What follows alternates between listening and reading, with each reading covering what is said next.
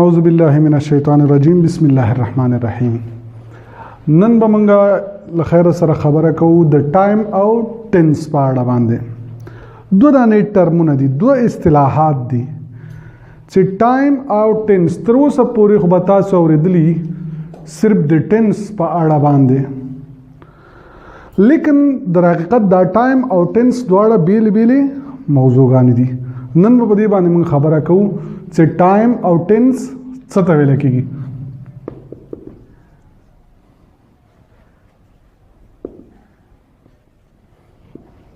Time and tense पलंडीज दर्तदा सिविल इसम से time shows meaning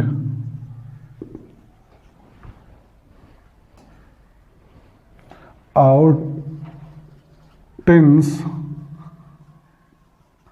shows structure या दा से हम विले सुचे वर्ब नो पास विले सु से time the word time concerned with the meaning of the sentence concerned with the meaning of sentence यानी दा ताल्लुक द चीज सर साथी द जुमले द माना सर आउ tense concerned with the structure or with the form of verb with the form of verb the verb the हालत सरा form सरा नु कचेर त दासी बिया मंग कतले सूचे टाइम दासी वलिकू आउ दलता वलिकू चे टेंस नो टेंस प्रेजेंट आउ past time present past future तास दलता दो खबर बांधे दलता तास तब लुमड़े लगे एतराज हम कारसी से टेंस संगा प्रेजेंट और पास्ट के दलेसी आया फ्यूचर टेंस नदा ना जका मंग दलता वेले छे tense is equal to verb वले मंग वेले it concerns with the form of verb tense the verb the हालत सरा ताल्लुक साथी सरोकार लरी और टाइम च दागा मीनिंग सरा नो पस मंगवेलेशु च द वर्ड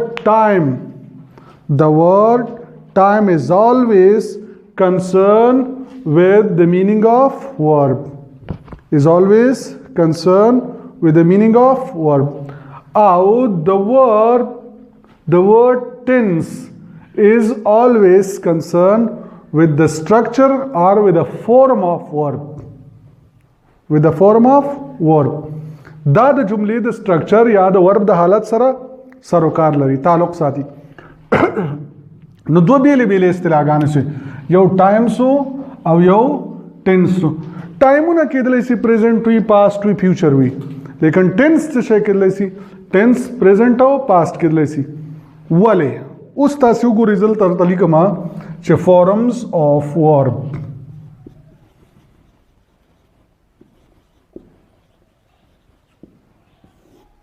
V1 यानी जो वर्ब अवल हालत बेस दरता है V2 V3 V4 V5 खो मुतवज्जो उसकी मंगदी सरादा खबर साबित हो अवल हालत दा कुम से दा जेन्युइन हालत द वर्ब महकमम दरतुली दा पक्षी के इस्तेमाल की प्रेजेंट के सही शो लेकिन दा प्लूरल देखे द वर्ब दोम हालत पक्षी के इस्तेमाल की पास्ट के द वर्ब द्रियम हालत पक्षी के इस्तेमाल की परफेक्ट सलोरम हालत के इस्तेमाल की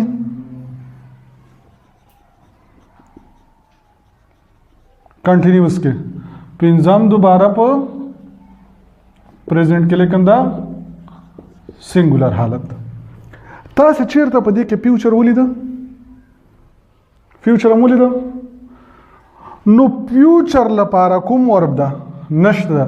پس ځکه موږ ورته ویلی سو چې کله ورب از ایکول ټو ټینس نو د فیوچر لپاره ورب نشته، نو په لحاظه فیوچر ټینس هم نه ده. د فیوچر سټرکچر سره رقم ته وي ګورئ سبجیکټ پلس will یا shall پلس V1 پلس other words simple future tense. اوس که چېرته دغه الفاظ نسته نو خبره لاړه راغله، نو د هغې لپاره نه ده. دا که چېرته اوس دلته ولیکو چې go went gone going goes ټیک شو. نو دغه څلور حالتونه کې موږ چېرته پنځه حالتونه کې موږ چېرته وینو فیوچر لپاره. نو پس فیوچر چې سو ټایم سو. دلته تاسې به یو شی په ذهن کې ونیسئ، یو جمله ده ټیسټ میچ سبا شروع کیږي. ټیسټ میچ سبا شروع کیږي. یا دوام ریل ګاډی لس بجې وځي. ریل ګاډی لس بجې وځي. دا دو دانې پښتو جملې به تاسې په ذهن کې ونیسئ، دغه پورې تاسې دا ولیکئ زر زر تکړه سیلی.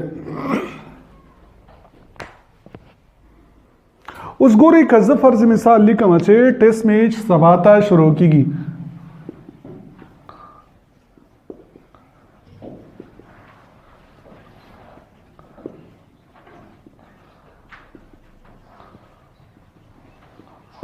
The test match starts tomorrow. اوس اول تاسې وګورئ دا خو ټیک د سبجیکټ راغی په دې جمله کې ټیسټ میچ. ورب چې سو دا ده V1 ده او دا چې سو ټایمز. اوس وخت ټمارو کوم یو ده فیوچر ده که نه ده پریزنټ کې استعمالیږي که نه. دلته ګوره V1 پریزنټ کې سو که نه سو نو پاس ټینس کوم یو سو پریزنټ ټایم فیوچر سو که نه شو. خبرې ته خیال سته. یا دا پرېږدئ بل درته دلته لیکم چې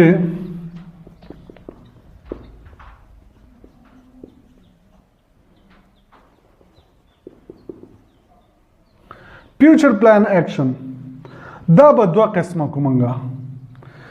یو دا فکس ایکشن 90% کوم چې دا او یو چې دا ناٹ فکسڈ 50%. دغه ناٹ فکسڈ کې 50% څه خو 50% به یې 50% به نه یې که نه. دلته کله چې فکسډ ایکشن وو او کله چې ناٹ فکسډ ایکشن وو په هغو کې څه شی استعمالیږي او د دې معنا چې فیوچر پلان ایکشن که چېرته فکسډ وي او که چېرته انفکسډ وي نو څه شی به استعمالیږي کوم ټینس به استعمالیږي. نو موږ دا ویلی سو که چېرته فکسډ ایکشن وو نو څه شی به استعمالوئ سمپل present او دلته simple future tense simple future او simple present tense. دلته فرض که موږ وایو چې ریل ګاډی لس بجې وځي. ریل ګاډی لس بجې وځي او دلته زه ولیکم چې زه لوبه کوم.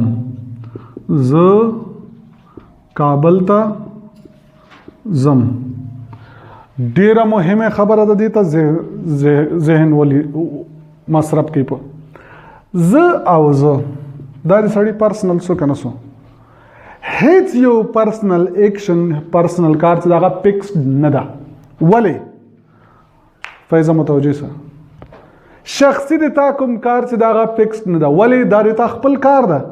کیدای سي لس بجې ونه کې لس باندې وکړي پردی کار خو فکس په هغه د قدر نه کار غواړي نو هغه ان فکس ده کنه ده نو پس موږ ویلې سو چې any personal action is not fixed کوم یو هم شخصي کارونه چې هغه فکس نه دي نو پس په لحاظ we have to use simple future tense for any personal actions په خبر هم سره خلاصيږي کوم یو هم چې شخصي کار وي نو هغه ته به کوم ټنس لګوي سمپل فیوچر چې کله تاسو کړی نه کار او تاسو یې کوي نو هغه ته به چې استعمالوي سمپل فیوچر ټنس لیکن چې کوم کار فکسډ وي تاسو پورې تعلق نه لري د بل چا کار وي اوس لکه ریل ګاډی لاس بجې وځي دا ریل ګاډی د تاسو ده هغه خو به خامخا په لاس بجې وځي او کته یې زه لوبه کوم نو که په لاس بجې دې ونه کړه لاس نیمې دې شروع کړه زه کابل ته ځم لا نړې تا خپل ذهن ده کنه نو دلته موږ داسې ویلی شو چې the train departs at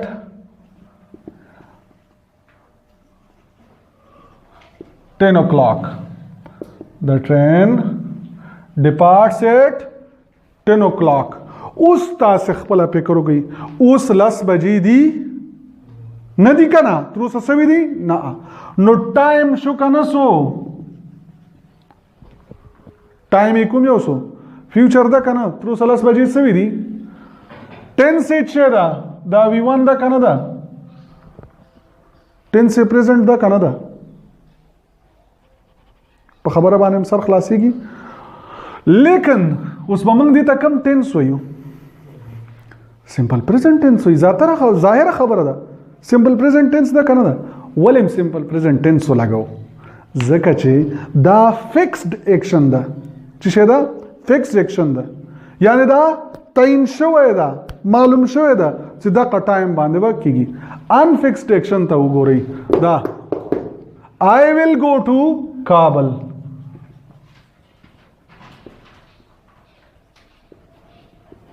صحیح شو I will go to کابل نو پس ان فکسډ او فکسډ لپاره خبر وکړه کنه ځکه دا د تاسو ذهن خرابوي چې اوس دا ریل ګاډی 10 بجې وځي this train will depart at 10 o'clock دا به وایي نه دا به غلط راځي this train departs at 10 o'clock ذهن نم هغه جنجر لري سو کنه هغه خبر لري سو کنه سو کلیر سو کنه سو دماغ کله چې یو کار فکسډ وي فرض مثال المر د مشرق نه راخیزي کنه المر د مشرق نه راخیزي کنه فکسډ خبره ده کنه نو المر خو لا فرض مثال سار کې راختل نه ته وایي چې مر د مشرق نه راخیزي خبره ده کنه ده نو ته بچته ګوره چې اکشن فکسډ ده کنه ده نو ته وایي the sun rises from the east the sun rises from the east the sinaboy the sun will rise بنوای ولې چې دا فکسډ خبره ده چې لا خوانه براخیزي کنه راخیزي نو فاست فکسډ اکسنټ کوم دي هغه کې به کوم یو استعمالوي سمپل پریزنټ ټنس تاسو د سمو وایي چې تر اوسه 10 o'clock نه ده سوي یا ټومارو خو نه ده سوي هغه ټایم د ټنس نه ده په خبره باندې پوهیږئ هغه ټایم دا ټنس نه ده نو تاسو به دغه کومه چې دا چې فرض مثال دلته تاسو کدا جمله داسې جوړولای چې دا train will depart at 10 o'clock یا the train will go at 10 o'clock دغه غلطه ده څه شه ده غلطه ده اوس فرض مثال تاسو دا فټافټ ولیکئ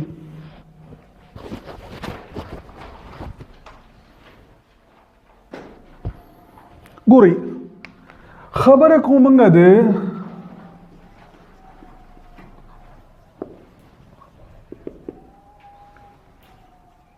the permanent action of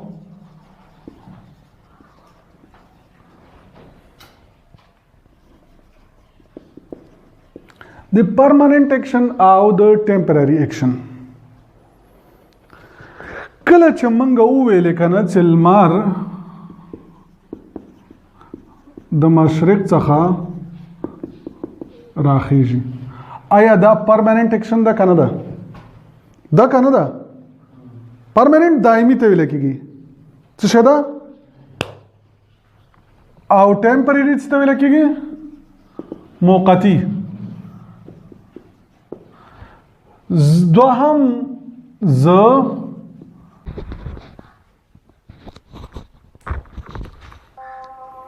نو پس اخر کې درته لنډیز خبره کوم چې کله ایکشن فکسډو 90% کوم یو به استعمالوي؟ سمپل پریزنٹ. کچیرته انفکسډو یا فکسډو 50%، مګه 50% بیا انفکس سو کنه سو نو هغه ته بچي استعمالوي سمپل فیوچر. صحیح شو؟ سمپل فیوچر. کله چې پرماننت ایکشن وو نو کوم یو ټینس به استعمالوي؟ سمپل پریزنٹ. کله چې ټمپرری وو بیا به پریزنٹ کانټینیوز ټینس استعمالوي. په خبره پوه شوي کنه؟ معنا دا ده کله چې پرماننت ایکشن وو نو سمپل پریزنٹ استعمال کوي، کله چې ان پرماننت وو ټمپرری وو یعنی بیا به چې استعمالوي کانټینیوز استعمالوي. یو واره دوباره درته دغه مثال صفا ولیکم.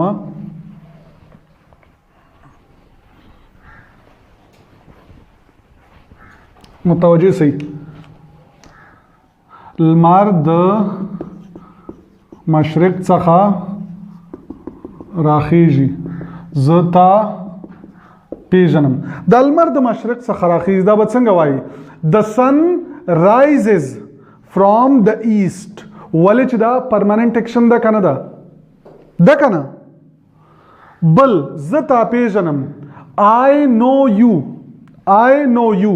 او کچیرته ته دا وایې چې زه درس ورکوم نو دا به څنګه وایې؟ I am teaching. ولې هغه پرماننت ایکشن وو او دا چې ده ټمپرری ده. ټمپرری ایکشن ته به څه وایي؟ پریزنٹ کانټینیوز. کچیرته پریزنٹ کانټینیوز او پاسٹ کې هم کچیرته په هغه نه وو بیا پاسٹ کانټینیوز استعمال کوي، یعنی ټمپرری وو پاسٹ کې هم دا استعمالېږي کانټینیوز. سمپل لنډیز وایم چې کانټینیوز او دلته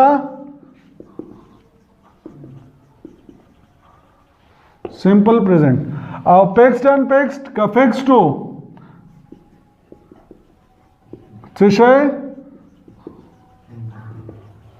سمپل پریزنٹ. او کچیرته انفکسډو فیوچر.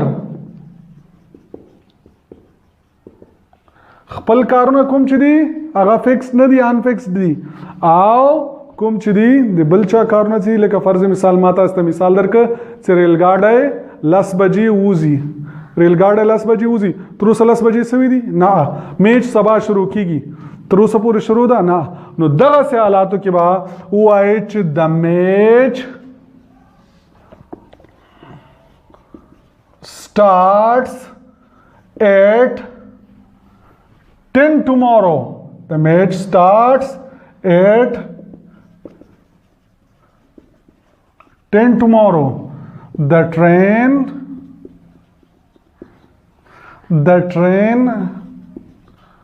departs at 10. Departs at 10. داسې به نه وایي چې the train will depart at 10. یادم شو؟ ومن الله توفیق.